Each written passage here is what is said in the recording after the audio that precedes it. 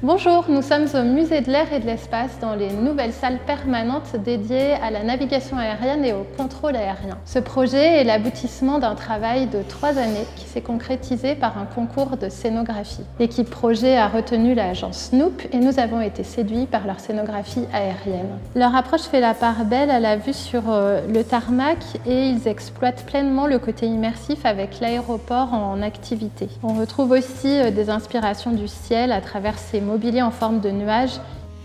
La contrainte la plus évidente, c'est effectivement de s'inscrire dans un bâtiment qui existe déjà, avec 3 parties distinctes et assez resserrées. Mais l'avantage, c'est qu'on était dans un bâtiment qui avait déjà une histoire, qui abritait auparavant la tour de contrôle et donc des contrôleurs aériens. Et donc s'inscrire dans l'histoire de ce bâtiment, ça nous apportait une petite plus-value. Et donc du coup, on a créé ce parcours-là en utilisant le bâtiment comme toile de fond, avec son architecture, mais aussi par rapport à la vue que permet le bâtiment, parce que tout est vitré et tout donne une vue sur le tarmac, avec les avions qui sont exposés, et puis un petit peu dans l'air aussi, les avions qui atterrissent et qui décollent. Nous avons donc dédié cette nouvelle exposition à un parcours centré sur les coulisses de la navigation aérienne, donc comment on se repère à bord d'un avion, comment on se dirige et comment on arrive à suivre une route en l'air quand on est du côté des navigateurs, des pilotes et des équipages. Et une autre partie de l'exposition, elle aussi sur les coulisses du contrôle aérien, du côté des contrôleurs et contrôleuses qui font en sorte d'assurer la sécurité des avions en vol grâce à différents outils, techniques et instruments que nous invitons à découvrir dans cette exposition. Alors dans ce nouveau hall, nous avons quelques dispositifs que l'on appelle manuels ou low-tech, comme le sextant d'aviation que j'ai juste à côté de moi, qui permet aux visiteurs de découvrir comment un navigateur en vol pouvait calculer son repère grâce aux étoiles. Alors, le parcours Capsure est un parcours de cartels tout au long de l'exposition qui permet de faire des focus sur des thèmes ou des concepts et de donner toutes les informations utiles, nécessaires à la bonne compréhension de certains principes. Donc ces cartels sont repérables par la présence de la rose des vents.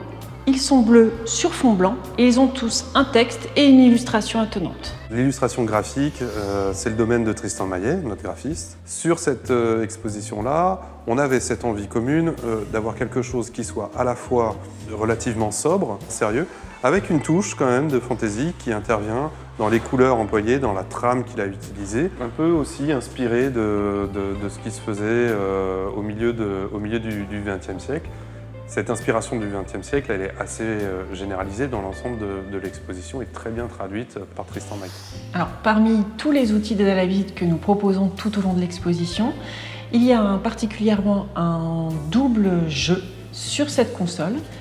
Nous avons d'abord le choix entre 2 dispositifs. Un Serious Game qui permet de découvrir les métiers liés au contrôle aérien. Je peux jouer. Je me mets dans la peau d'Alex ou Max. Max est pilote et il compte sur son copilote, donc le petit visiteur, pour le conduire jusqu'à Pointe-à-Pitre. C'est parti. Au fil de son voyage, ce pilote va rencontrer différents interlocuteurs liés au contrôle aérien. À chaque rencontre, le pilote va poser une question au visiteur à laquelle il doit répondre. Et une fois qu'il est arrivé à Pointe-à-Pitre, il a terminé et a pu rencontrer la majorité des métiers que l'on peut rencontrer tout au long d'un vol. Si je ne souhaite pas faire le jeu, je peux écouter des interviews qui ont été réalisées par des élèves de CE2 de l'école Louis Blériot du Bourget et qui ont interviewé des contrôleurs et d'autres professionnels du contrôle qui travaillent notamment à l'aéroport de Roissy. Alors le contrôleur aérien militaire, il contrôle les aéronefs militaires, mais aussi quelquefois les aéronefs civils. Et enfin, pour parcourir l'exposition avec ses parents, nous avons conçu un petit livret-jeu accessible à partir de 8 ans. On a environ une dizaine de pages qui parcourent tout l'espace d'exposition et qui se terminent sur le tarmac. Parmi les pièces qui nous sont arrivées, on a tout un ensemble qui provient des fonds patrimoniaux de la Direction générale de l'aviation civile, qui sont des partenaires particuliers de ce projet. On a par exemple une maquette de tour de contrôle du Bourget ou des instruments, des consoles de contrôleurs. Donc ces pièces qui sont arrivées au fur et à mesure du temps pour notre exposition. Le parcours est dynamique, rythmé à travers une diversité de modules d'exposition, qu'ils soient audiovisuels ou manipulatoires. Et pour ce faire, le groupement Snoop a réuni différentes compétences graphiques, également un éclairagiste, des manipeurs, réalisateurs audiovisuels et intégrateurs de matériel. D'autres aspects du projet ont été réalisés par les équipes du musée, en particulier la médiation, et puis aussi une partie du soclage. Et nous sommes particulièrement fiers de cette vitrine où les régisseurs du musée ont soclé un peu plus de 48 instruments de navigation. D'autres éléments symboliques tels que les formes de tableaux de bord sont repris dans la conception des vitrines des divers instruments de bord.